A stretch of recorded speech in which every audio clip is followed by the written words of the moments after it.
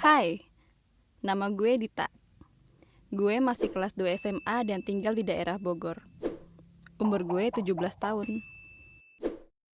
Oh iya, kebetulan hari ini sekolah selesainya cepet, gak kayak biasanya. Soalnya guru-guru pada ngadain rapat. Yang pasti gue gak langsung balik deh, mau jalan-jalan dulu. Oh iya, berhubung gue gak punya motor, jadi kalau balik dari sekolah, gue sering nebeng sama temen gue. Namanya Muhammad Rizky Jailani, biasa dipanggil Jalu. Motornya Astrea Grand gitu. Asli, jadul banget tuh motor. Sampai kalau lagi dibawa ngebut, rasanya mesinnya kayak mau lepas semua. Karena balik cepet, hari ini gue berencana main ke tempat Jalu dulu. Barengan sama anak-anak yang lain. Rumahnya Jalu gak jauh dari sekolah. Makanya sering dijadiin base camp sama anak-anak. Nah, akhirnya sampai juga nih di rumah Jalu. Di sana udah banyak anak-anak lain yang datang duluan. Kebanyakan sih cowok. Ya, kalau ada cewek pasti cabe-cabean. Maksud gue tomboy. Berhubung rumah Jalu kecil, jadi kita biasanya nongkrong di pos ronda di samping rumahnya. Di situ kita leluasa buat ngapain aja. Dari cerita guru genit, gebetan, ngomong jorok, mabar Free Fire, Mobile Legend, macem-macem deh. Saking asiknya nongkrong, pas gue lihat jam, udah jam 8 aja. Bisa kena omel nyokap nih gue. Gue langsung aja minta izin cabut duluan ke anak-anak. Pas mau balik, si Jalu nawarin gue buat nganterin pulang. Soalnya dia tahu kalau rumah gue tuh lumayan jauh. Cuma sebagai teman yang baik, gue gak mau dong nyusahin dia. Kan kasihan bolak-balik kayak bola bekel. Pengertian kan gue. Tapi gue minta tolong dianterin sampai depan aja. Dan minjem duit dia buat ongkos naik angkot. Hehehe. Gak berselang lama, gue sampai di jalan raya. Nah, pas ada tuh angkot lagi ngetem, gue langsung cus. Oh iya, buat nyampe ke rumah gue, abis turun dari angkot, gue harus jalan lagi ke dalam sekitar 200 meter. Nah, itu dia gang rumah gue. Bang, kiri bang. Pas abis turun dan bayar angkot, gue tengok kanan kiri. Kok ini jalan sepi banget ya? Kayak WA gue gak ada yang ngechat.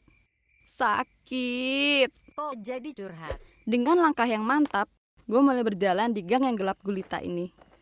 Buat nerangin di jalan, gue pakai cahaya dari HP. Dalam benak gue, kenapa nih jalan mendadak jadi kayak lorong gelap yang gak berujung gitu. Terus gue ngerasa kayak ada yang ngikutin gue. Mau nengok, takut. Nengok gak ya? Enggak ah. Gue mulai mempercepat langkah karena gue ngerasa ada yang ngikutin gue. Gak lama, terdengar suara motor dan membuat hati gue lega. Tuh motor berhenti di depan. Gue mah biasa aja, gak ada rasa curiga apa-apa. Gue mikir, mungkin ini tetangga gue kali ya, atau orang yang gue kenal. Tapi tiba-tiba dia melakukan hal yang gak gue duga. Dia meremas bagian intim dari tubuh gue. Gue kaget dong. Kok enak aja dia megang-megang gue. Gue coba ngelawan dengan nangkis tangan dia. Tapi tangan gue gak cukup kuat. Dia melakukan hal itu beberapa saat. Gue berusaha ngeliat siapa ini orang. Tapi karena dia pakai masker, yang terlihat hanya matanya aja. Seketika badan gue kaku, nge-freeze gitu, dan gue hanya bisa teriak, "Tolong, tolong!" Akhirnya dia kabur.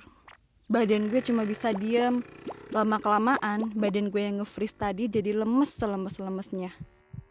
Gak lama berselang, ada cahaya mobil dari arah belakang. Dan mobil itu berhenti di depan gue yang lagi ketakutan. Ternyata itu Pak Guntur, tetangga depan rumah gue. Tanpa basa-basi, dia nganter gue pulang ke rumah.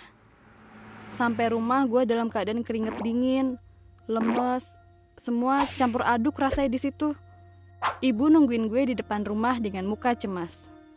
Akhirnya langsung gue peluk ibu gue. Dia terlihat bingung kenapa gue meluk dia. Ibu berterima kasih ke Pak Guntur. Saat itu juga gue sambil nangis ceritain semuanya ke ibu dan Pak Guntur tentang apa yang udah gue alamin. Gue masih shock. Kok ada ya orang yang kelakuan bejat kayak gitu? Ibu buatin gue teh manis anget buat nenangin gue. Ibu bersyukur karena anaknya pulang dengan selamat. Malam itu juga, ibu lapor ke Pak RT dan polsek terdekat. Semenjak itu, lampu di gang dibenerin dan dipasangin CCTV. Kejadian ini gak bakal gue lupain. Gue anggap ini pelajaran dalam hidup gue untuk lebih berhati-hati. Terlebih untuk kita para wanita, agar lebih waspada ketika sedang berjalan di tempat yang sepi. Usahain kalau malam jangan jalan sendirian, karena gue gak mau lu pada jadi korban pelecehan orang bejat kayak gue. Kalau kalian punya cerita yang menarik dan ingin dibuatin jadi animasi keren kayak gini, jangan lupa kirim ke email di bawah ini ya. Oh iya, jangan lupa klik, like, comment, share, and subscribe channel Gue Punya Cerita.